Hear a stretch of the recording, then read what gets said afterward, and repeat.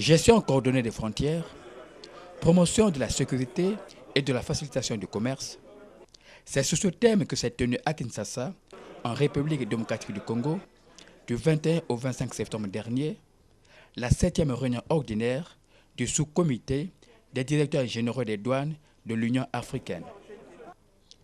Les objectifs de cette 7e réunion étaient d'examiner et d'adopter des recommandations sur les questions douanières très importantes et qui sont d'actualité. Ce thème s'inscrit dans la droite ligne de l'évolution économique de l'Afrique dans la perspective de la mise en place en 2017 de la zone de libre-échange continentale. Ici, il sied de rappeler que la gestion coordonnée des frontières découle de la théorie des avantages comparatifs, chère à David Ricardo, sur laquelle s'appuie la mondialisation ou encore l'intégration régionale.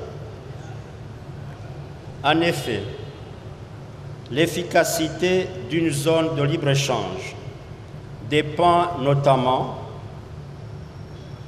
des flux, du niveau de coopération existant entre les différents services des douanes des États membres dans la gestion des flux commerciaux appelés à se développer dans un espace communautaire. En Afrique, dans le continent, il y a ce mouvement pour relancer le commerce comme moteur de la croissance économique. Si on voit l'économie mondiale, on voit que le commerce a ralenti un peu, surtout dans le secteur de matières de base. Donc il est important de relancer l'économie à travers le commerce, à travers le renforcement de la connectivité aux frontières. Et de ce point de vue, les trois sujets que les experts ont abordés dans les 3 jours qui nous précèdent, à savoir de la gestion coordonnée des frontières, le guichet unique et interconnectivité, ce sont des sujets très importants pour la facilitation d'échanges et ce qui va dans le même sens que le nouvel accord de facilitation des échanges de l'Organisation mondiale du commerce.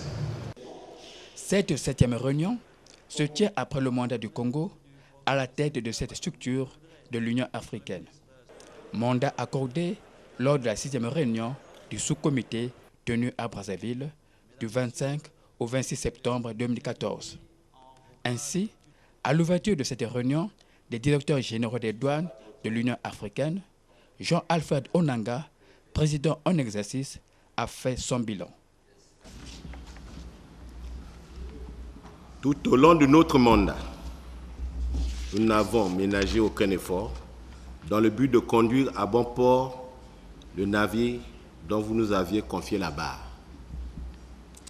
C'est ainsi que nous avons participé à plusieurs activités, à savoir la 9e session ordinaire de la conférence des ministres du commerce du 1er au 5 décembre 2014 à Addis Abeba en Éthiopie, la 8e réunion annuelle conjointe du comité technique spécialisé de l'Union africaine sur les finances, les affaires monétiques, la planification économique et l'intégration, et de la conférence des ministres africains des finances de la Commission pour l'Afrique tenue du 25 au 31 mars 2015, toujours à Addis Abeba en Éthiopie.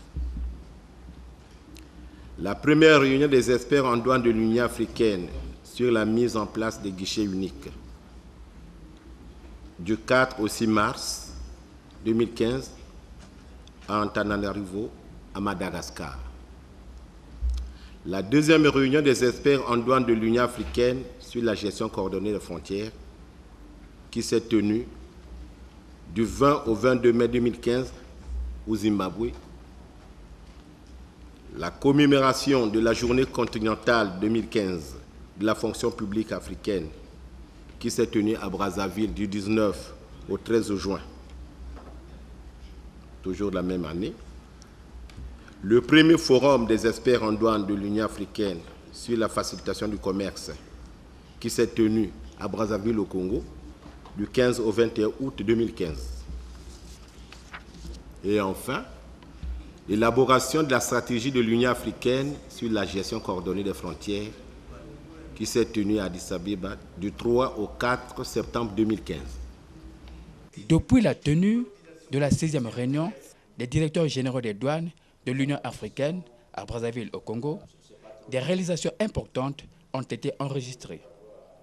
Celles-ci comprennent notamment la décision prise par l'Assemblée des chefs d'État et de gouvernement de l'Union africaine de lancer les négociations sur la ZLEC, la signature de l'accord sur la zone de libre-échange tripartite et la prorogation de l'AGOA pour les 10 années à venir jusqu'en 2025. Parmi les recommandations adoptées, il y a la mise en œuvre du guichet unique en Afrique, la gestion coordonnée des frontières, la facilitation des échanges, l'étude sur l'interconnectivité, ainsi que sur le projet de la zone de libre-échange continentale. L'objectif des négociations de la ZLEC est de négocier un accord global de libre-échange mutuellement bénéfique.